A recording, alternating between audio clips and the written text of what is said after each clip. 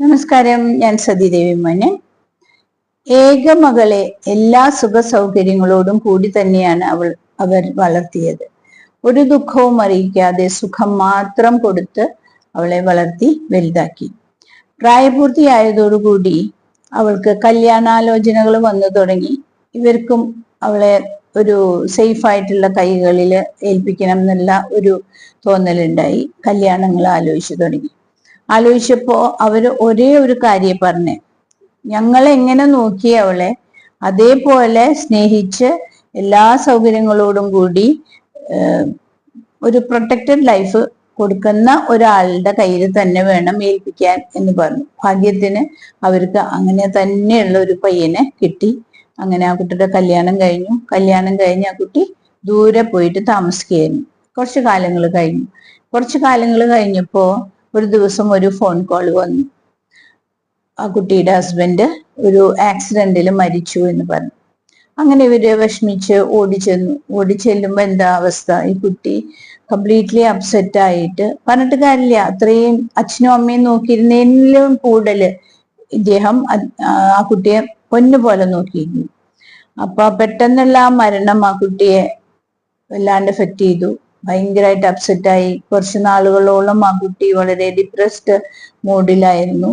പിന്നെ ഒരു ദിവസം ആ കുട്ടി ആലോചിച്ചു, ഇങ്ങനെ തളർന്നിരുന്നാ പറ്റില്ലല്ലോ, ജീവിതമല്ലേ, മുമ്പിലേക്ക് പോയേ പറ്റുള്ളൂ എന്ന് വിചാരിച്ച് വളരെ ധൈര്യത്തോടു കൂടി മുന്നിലേക്ക് പോകുമ്പോ ഈ വൃദ്ധരായ മാതാപിതാക്കൾ പറഞ്ഞു, അയ്യോ അങ്ങനെ പോവാൻ പറ്റില്ല, ഒറ്റയ്ക്ക് ജീവിക്കേ, അങ്ങനെയൊന്നും പറ്റില്ല, ഹസ്ബൻഡ് ഇല്ലാത്തതാണ്, ശ്രദ്ധിച്ചും സൂക്ഷിച്ചും ജീവിക്കണം എന്നുള്ള ഒരു പേടിപ്പെടുത്തല്. അപ്പോ എന്താ കാര്യം? നമ്മള് എപ്പോഴും ഒരാളെ ഡിപ്പെൻഡ് ചെയ്ത് ജീവിച്ച് ആ ഒരു പ്രൊട്ടക്റ്റഡ് ലൈഫിൽ വരുമ്പോ ആ ഒരു ലൈഫിൽ നിന്ന്, ആ ഒരു ജീവിതത്തിൽ നിന്ന് നമുക്ക് പുറത്ത് കടന്നില്ലെങ്കിൽ ആള്, അതായത് നമ്മളെ പ്രൊട്ടക്ട് ചെയ്തിരുന്നവർ ഇല്ലാണ്ടായാൽ, അതായത് മരിച്ചു പോയാലും നമുക്ക് ജീവിക്കാൻ വളരെയധികം ബുദ്ധിമുട്ടും.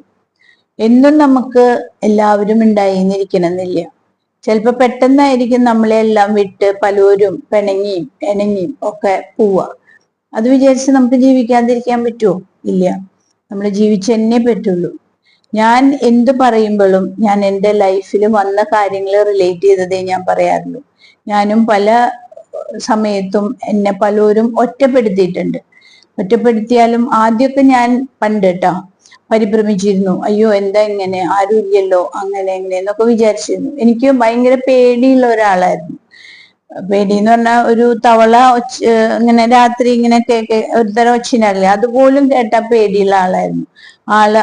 അങ്ങനത്തെ ഞാൻ പോലും ഒറ്റപ്പെട്ടു, അല്ലെങ്കിൽ ആരും ഇല്ലാണ്ടായി, നമ്മളിങ്ങനെ കംപ്ലീറ്റ്ലി ഒറ്റപ്പെടുത്തി. അത് അവർക്ക് അവരുടേതായ നേട്ടങ്ങൾക്ക് വേണ്ടിയിട്ട് ആരായാലും, ഇപ്പൊ എന്റെ കാര്യം എന്നല്ല പറഞ്ഞ, ആരായാലും പലർക്കും പല സ്ഥലത്തും ഒറ്റപ്പെടേണ്ടി വരും അല്ലെ. ഇതിപ്പോ അച്ഛനും അമ്മയും ആ കുട്ടിയെ അത്രയും പ്രൊട്ടക്ട് ചെയ്ത് കൊണ്ട് നടന്നിരുന്ന അതിൽ നിന്നും മാറിയപ്പോ ഹസ്ബൻഡ് മരിച്ചപ്പോ ഒരു പ്രോബ്ലം. പലതരം ഒറ്റപ്പെടലുകളുണ്ട്. ഒറ്റപ്പെടുത്തുന്നതാണ് വലിയൊരു കാര്യം. അതിലൊന്നും നമ്മൾ തളരാണ്ട് ധൈര്യമായിട്ട് തന്നെ മുമ്പിലേക്ക് ജീവിച്ചല്ലേ പറ്റുള്ളൂ. ആരും ഇല്ല എന്ന് വിചാരിച്ചിട്ട് നമ്മൾ പേടിച്ചിരുന്നു കഴിഞ്ഞാൽ നമ്മൾ എന്നും പേടിച്ച് തന്നെ ഇരിക്കേണ്ടി വരും. ആർക്കും ആരെയും സംരക്ഷിക്കാനാവില്ല. ആരുടെയും തണലിൽ നമുക്ക് എന്നും ജീവിക്കാനും പറ്റില്ല. സുരക്ഷിതമായിട്ട് താമസിക്കുന്ന സ്ഥലങ്ങളിലൊക്കെ ജീവിക്കുന്നവരാരും ഈ സാഹസികമായിട്ടുള്ള ഇതൊന്നും തപ്പിപ്പോവാൻ അവരെ കൊണ്ട് പറ്റില്ല. എന്ന് വെച്ചാൽ അവർ ഓൾറെഡി ഒരു പ്രൊട്ടക്റ്റഡ് ലൈഫിലാണ്, ഏരിയയിലാണ് ജീവിക്കുന്നത്. അവരാരും സാഹസികമായിട്ടുള്ള കാര്യങ്ങൾ നോക്കാനോ കണ്ടുപിടിക്കാനോ പോവാറില്ല അല്ലെ. അതുപോലെ തണലത്ത് വളരുന്ന ഒരു ചെടി, തണലത്ത് ചില ചെടികൾ കണ്ടില്ലേ, ഇൻഡോർ പ്ലാന്റ്സ് ആയിരിക്കും, ഔട്ട്ഡോർ പ്ലാന്റ്സും ഇൻഡോർ പ്ലാന്റ്സ് ഉണ്ടാവും. ഈ ഇൻഡോർ പ്ലാന്റ്സിനെ നല്ല വെയിലുള്ള ഒരു സ്ഥലത്ത് കൊണ്ടുപോയി വെച്ച് നോക്കൂ, അത് 2 ദിവസം കൊണ്ട് അത് ഉണങ്ങിപ്പോയിട്ടുണ്ടാവും അല്ലെ. കാലത്തിനനുസരിച്ചിട്ടുള്ള സ്വയം പര്യാപ്തത എല്ലാവരിലും രൂപപ്പെട്ടേ മതിയാകൂ. മനസ്സിലായില്ലേ? എന്ത് തന്നെ വന്നാലും സമയത്തിനനുസരിച്ച് നമ്മൾ ഒറ്റപ്പെട്ടു പോവുകയാണെങ്കിൽ നമ്മൾ അതില് വളരെ ഇൻഡിപെൻഡന്റ് ആയിട്ട് നമ്മൾ സ്വന്തം കാര്യം ചെയ്യാനുള്ള ഒരു കഴിവ് എല്ലാവർക്കും ഉണ്ടായേ പറ്റുള്ളൂ. അയ്യോ എനിക്ക് ഒറ്റയ്ക്കൊന്നും ചെയ്യാൻ പറ്റില്ല എന്ന് പറഞ്ഞിട്ട് മാറി നിന്നിട്ട് കാര്യമില്ല. നമുക്ക് ചെയ്യേണ്ട അവസരം വന്നു കഴിഞ്ഞാൽ അത് തീർച്ചയായിട്ടും നമ്മളെല്ലാവരും ചെയ്യണം. സ്വന്തം കാലിൽ നിൽക്കുന്നവർക്കും സ്വയം സുരക്ഷിത വലയം തീർക്കുന്നവർക്കും മാത്രമേ നമുക്ക് മുമ്പിലേക്ക് പോവാൻ പറ്റുള്ളൂ, അവരെ വളരുള്ളൂ. എന്താ വെച്ചാൽ എന്നും ഒരാളുണ്ടെങ്കിലേ എനിക്ക് എന്റെ എല്ലാ കാര്യങ്ങളും ചെയ്യാൻ പറ്റുള്ളൂ എന്ന് പറഞ്ഞു കഴിഞ്ഞാൽ അവർക്ക് ഒന്നും ചെയ്യാൻ പറ്റില്ല. നമ്മൾ സ്വന്തം കാലിൽ ഫിനാൻഷ്യലി ഇൻഡിപെൻഡന്റ് ആവണം ഫസ്റ്റ് ഓഫ് ഓൾ, അത് നിർബന്ധമാണല്ലോ. പിന്നെ സ്വന്തം കാലിൽ നിൽക്കണം. അച്ഛനുണ്ട്, അമ്മയുണ്ട്, അല്ലെങ്കിൽ എന്റെ ബ്രദർ നോക്കിക്കോളും എന്നൊന്നും പറഞ്ഞിട്ടൊന്നും കാര്യമില്ല. അവർക്കൊക്കെ അവരുടേതായ കാര്യങ്ങൾ ഉണ്ടാവും. നമ്മൾ നമ്മുടെ കാര്യം നോക്കണം, വളരെ ഭംഗിയായിട്ട് തന്നെ. ആരോഗ്യമായാലും എല്ലാം സ്വന്തം കാലിൽ നിന്ന് തന്നെ നോക്കണം. നാളെ എന്നെ അവര് നോക്കിക്കോളും എന്ന് വിചാരിച്ച് കാത്തിരുന്നിട്ട് ഒരു കാര്യമില്ല. അവരെല്ലാവരും ആരുടെയെങ്കിലും ആനുകൂല്യത്തിൽ ജീവിക്കുക. ആ ആനുകൂല്യത്തിൽ ജീവിക്കുന്നവര്, അതായത് ആരെയാണോ ഡിപ്പെൻഡ് ചെയ്ത് ജീവിച്ചിരുന്നത് അവര് മരണപ്പെടുക അല്ലെങ്കിൽ അവരില്ലാണ്ടായാൽ തീർച്ചയായും അവര് അനാഥരാവും.